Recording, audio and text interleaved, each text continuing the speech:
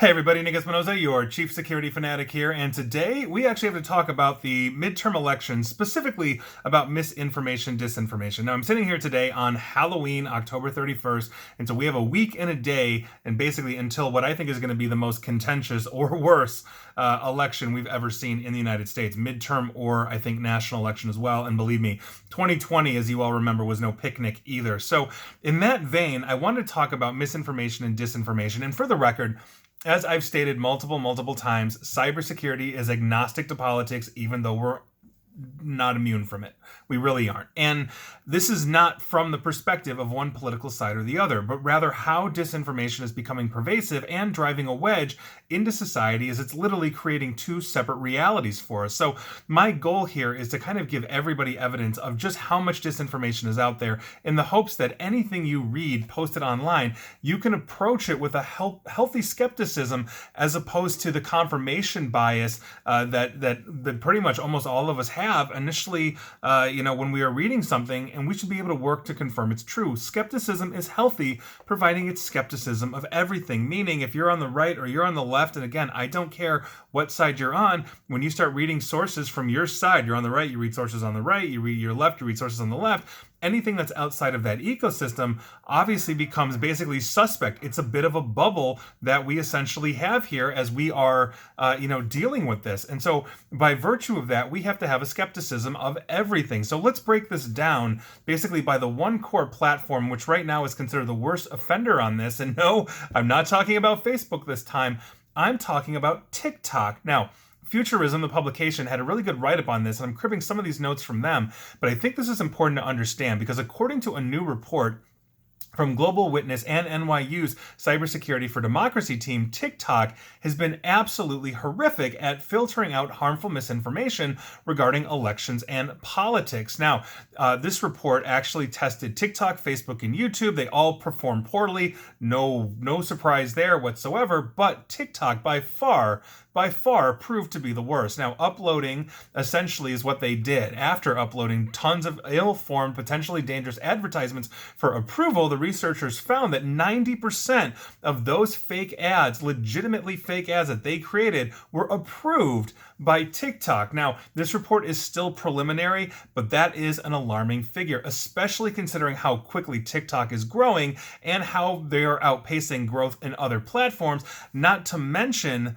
that we are now delivering a whole bunch of misinformation to the younger generations as well. Now, according to Olivia Little, she's a co-author of this report talking to The Guardian, and I quote, "This year is going to be much worse as we near the midterms. There has been an exponential increase in users, which only means there will be more misinformation on TikTok.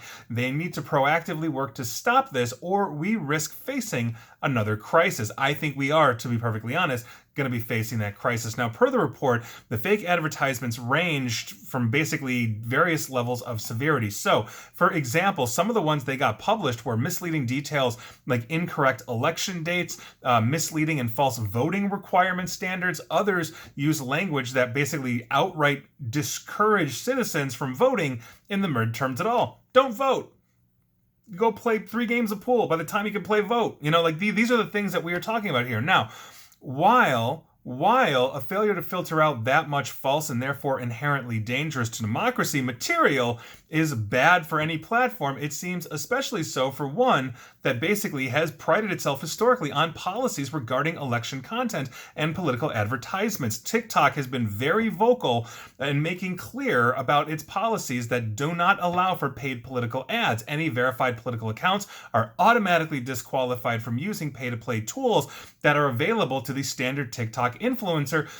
And just this past August, for example, obviously just months away from the midterm, TikTok announced a new and improved policy change designed to tackle the misinformation threat. It's also worth noting that this is the second time TikTok has very explicitly come under fire for, as futurists put them, threatening to American democracy, I guess, in the most recent days, because this is essentially what it is. Misinformation, disinformation essentially threatens the underpinning of democracy, of integrity in everything from the vote to belief in the system and on and on and on. So yes, that is threatening to a democracy. Now, this same day that this report was released, interestingly enough, and I did a video/podcast on this, it was revealed that TikTok's parent company ByteDance out of Beijing basically was planning on using the app's location data to basically get the physical locations of quote unquote specific U.S. citizens. As Forbes stated, they got basically leaks of this kind of information. They don't know if this actually came to fruition or not, but this is basically a massive privacy violating surveillance tool, all of that.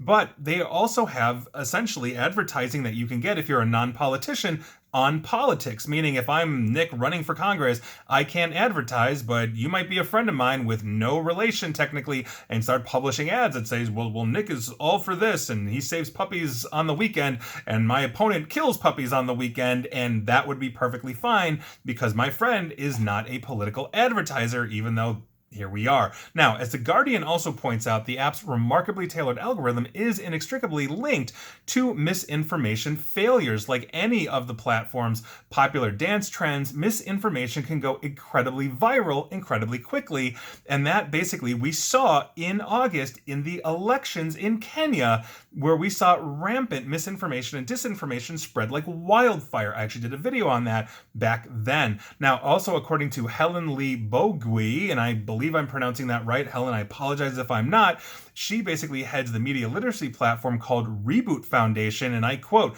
"If the TikToks of the world really want to fight fake news, they could do it. But as long as their financial model is keeping eyes on the page, they have no incentive to do so. That's where policy making needs to come into play." And she is 100% correct, because we have seen this time again on the original worst offender, Facebook, who is still number 2 as the worst offenders on this for misinformation. Facebook cannot get a handle on this stuff, but what we've seen are their algorithms actually taking out very angry content and spreading it as fast as they can, because those are the pages, those are the posts, those are the ads that make them the most money. The most contentious things out there are those that get the clicks and the likes.